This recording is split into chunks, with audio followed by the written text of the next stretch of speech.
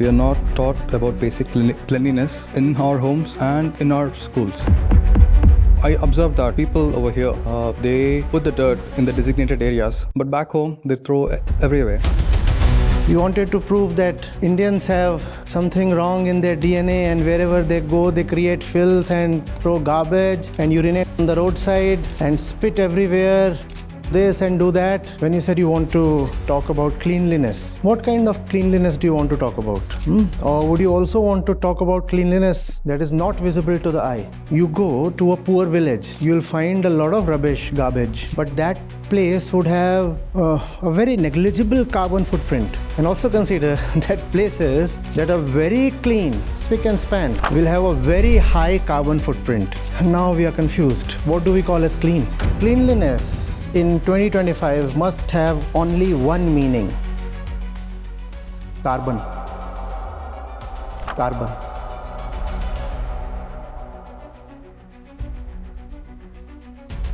Good evening, Acharya Ji. My first question is, why is that we are not taught about basic cleanliness in our homes and in our schools? Why this? I observed that people over here, they put the dirt in the designated areas, but back home, they throw everywhere. However, both are same. Both are Indians. Over there, we have Indians, and here, we are the same. So, why is that? There is no, as far as I can see, there is no deep reason behind that. Thank you. Please be seated. As you rightly said, the person is the same. And if the person is the same and has started behaving differently, then obviously the change is not coming from within, right? The person is the same, means the insides are the same. It's a matter of the environment. And when it's the environment that functions upon you, words like understanding or light or realization or love or care do not hold much relevance. It's not as if Indians over here or the general population over here is internally cleaner or more illuminated, and that's why you find external cleanliness. It's about the rules, regulations, the fear, the greed, the enforcement, the execution, the penalties, the incentives, the disincentives, what you see around yourself and how it influences you. Which also means that if the person who is here happens to go back home, he probably might find his old habits returning over a matter of time, because the person was anyway the same. The person was anyway the same. So it's a thing about the time, the place, the situation, and how the laws operate there and how the whole environment there is. Now, why is the environment different? Why is the general code of conduct different? Again, the reason has to do with not something that is subtle or internal or heartly, but with factors that are very economic and material. When you are hungry and dispossessed, then you first want to take care of the more mundane needs of life, right? Only after you have gained freedom from the fundamental material, physical concerns of life, that you start looking at the higher aspects. Not that cleanliness is a very high aspect of the business of living, but is still something that one does not primarily concern himself with if one is running on an empty stomach, right? Consider this. There aren't too many developed or rich countries in the world. We'll keep the word developed aside. Rich countries in the world that you will find unclean. And there aren't too many poor countries in the world that you would find clean. So I see this not just as a coincidence, but actually as a causation. We do not want to take care of other things when the mind is battling things like having a roof over the head and something to put on the table for dinner. Then you don't want to take care of these things. To take the argument further, even within India, you do have places, societies, gated communities probably as clean as anything you would find in the first world. No? You have places, small areas in Bangalore, Mumbai, Gurgaon.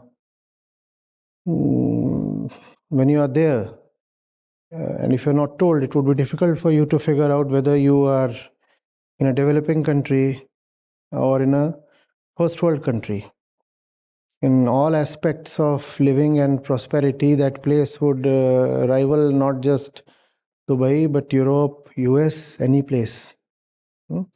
It's got to do with money. It's got to do with whether you have gained freedom from the very basic needs of life, the one that are at the bottom of the pyramid in the Maslowian hierarchy. Getting it? Now one could go deeper into it and ask, well, why is it then that some places are richer and others are not?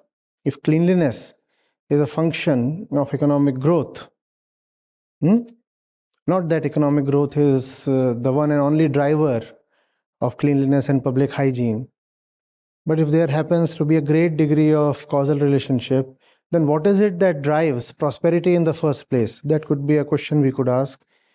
And that question has several answers, because what drives prosperity in Bangalore is not what drives it in Dubai. And what drives it in Switzerland is not what drives it in California. And all of these places would count as prosperous, but the causal factors are quite different. So our genes are not to be blamed for it. We keep saying, Indians, filthy, dirty people, that thing. No, it's not about that. It's not about that. It's just that, have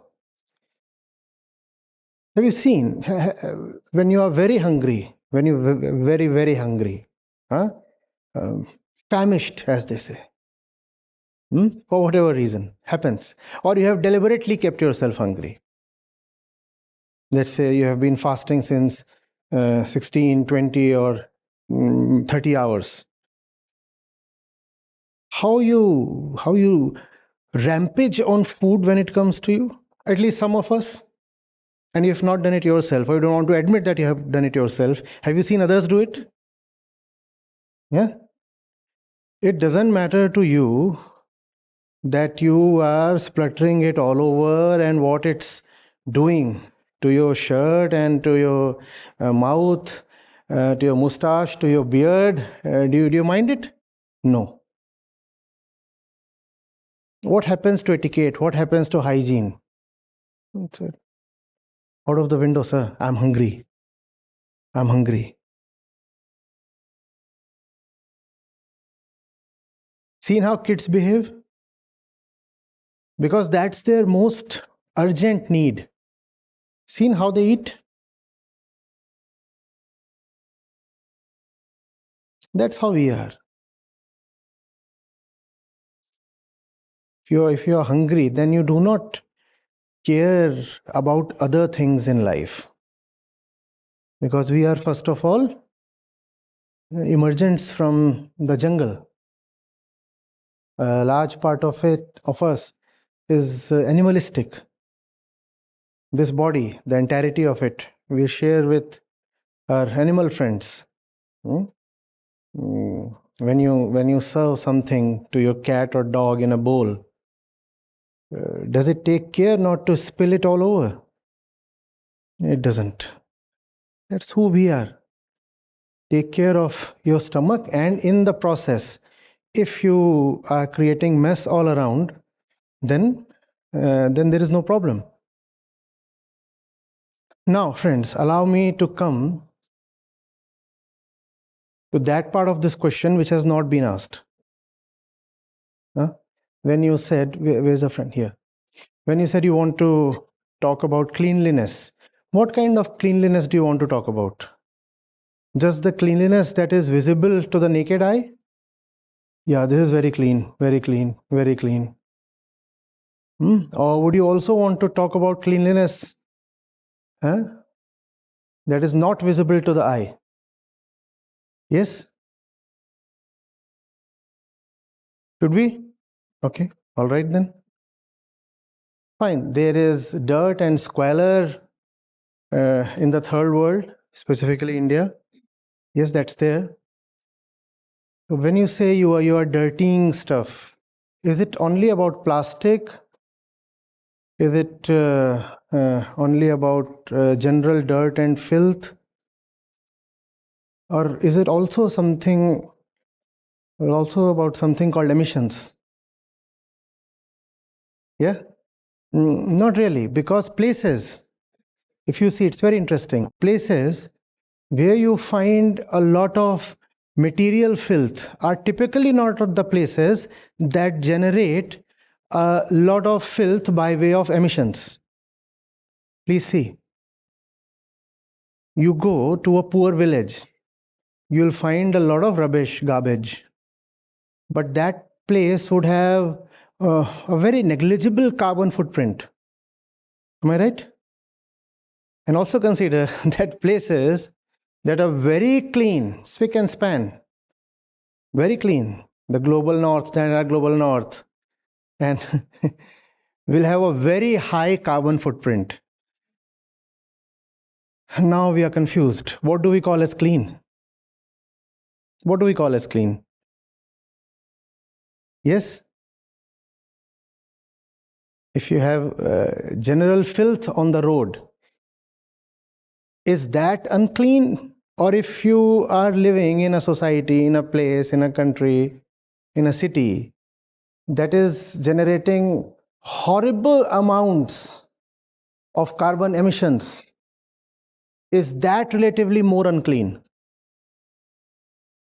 Yeah? Which of these two kinds of dirts can be cleaned up more easily? I'm asking. Your question stands appended. What do we call as clean and what do we call as unclean? We are creatures of these senses, Yanindriya. So just because I cannot see something lying here, I say, this is clean. Is it clean? Is it clean?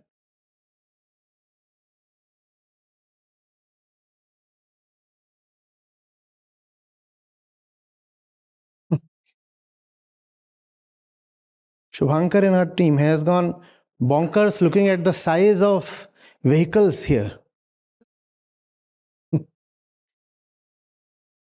And he's finding it very impressive. Huge vehicles. Do you look at the overall cost of that? And when one place generates emissions, they do not remain contained within the national boundaries, do they? The atmosphere is not a place that honors any kind of national restrictions, does it?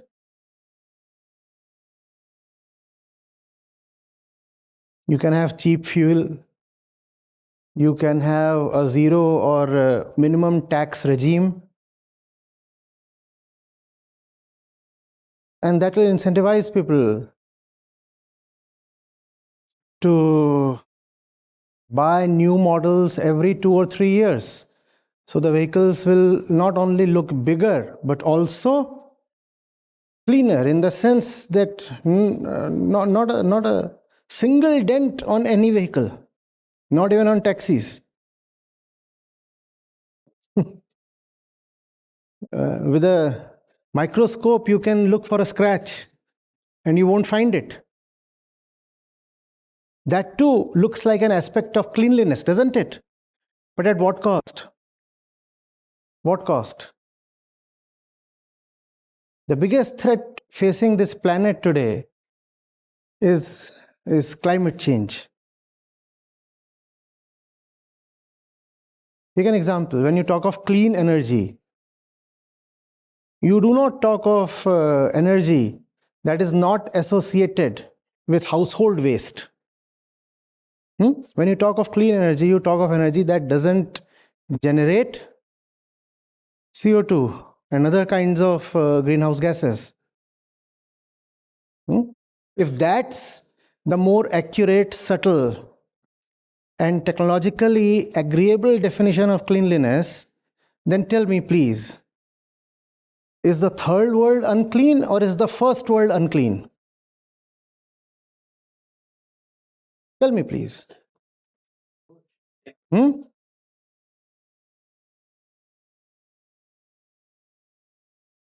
So, which are the dirty countries of the world? No, I'm not standing here as an Indian nationalist, but very realistically, I'm asking you, which are the dirtiest countries in the world? Going by the very definition of the word clean in the phrase clean energy, which are the dirtiest countries in the world? The entire global north, right? What do we do now? What happened to your question? We wanted to prove that Indians have something wrong in their DNA, and wherever they go, they create filth and throw garbage and urinate on the roadside and spit everywhere and do this and do that. Yes, of course, we need not do that, and all of that is indeed dirty. But when it comes to cleanliness, there are much worse ways of dirtying the planet, dirtying it to the extent of suffocating it, actually absolutely killing it, not only for ourselves, but for the future generations, and future generations not only of Homo sapiens, but of all species on the planet. How dirty is that? How dirty is that? Yeah.